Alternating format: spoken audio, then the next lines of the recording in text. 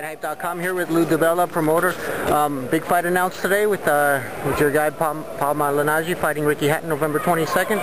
What are your thoughts on that bout? I think that Paulie's going to surprise a lot of people. I think on November 23rd, Ricky's going to have a very bad day, and Paulie's going to celebrate his birthday in style, because I think Paulie Malignaggi is going to prove himself to be the best 140-pounder in the world.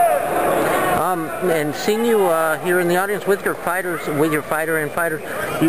seeing you on TV, you are, unlike most other promoters, you seem attached to your fighters, and you generally seem to care about them. How close is the relationship with you and Paulie outside of boxing? You got to ask him also, but honestly, I mean, I've been with him since he's 19 years old, and also being an Italian American myself, and my grandparents came here from Italy, and my mother speaks Italian.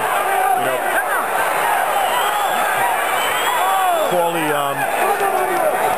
I probably have more of an affection for Paulie than I do for many people, and look, my fighters, I don't have 100 fighters. I try to keep it manageable, because a fighter requires attention, and a fighter requires involvement in his career and interest, and I try to give that to my fighters. Paulie, Paulie's sort of like a nephew to me.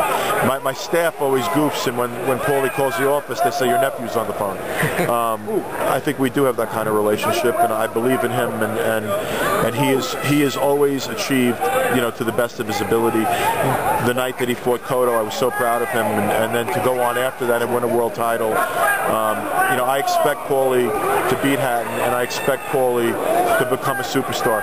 When Paulie was 19 years old and he walked into my office, he didn't just say, I'm going to be a champion. He said, someday I'm going to be in the Hall of Fame, and I really believe he has a chance to do that. Yeah. I want to say it was about a year or two ago on ESPN, you did say you were maybe getting fed up with boxing. You had bought a minor league team, a baseball team, and you were, and at that time it seemed like you were serious about possibly getting out of boxing. What is it that has kept you in it, and do you think that boxing is reviving itself and has a better future? I think boxing is not at one of its high points. I still think boxing is at a low point, but I think that it's an eternal sport. It's a sport of kings. It's a great sport, and I think that we have to build new stars. One of the things that I love about Paulie, one of the things, there's a card like this, and you see kids, some young kids on this card with tremendous talent. We need to build new stars, and we have a great sport in boxing.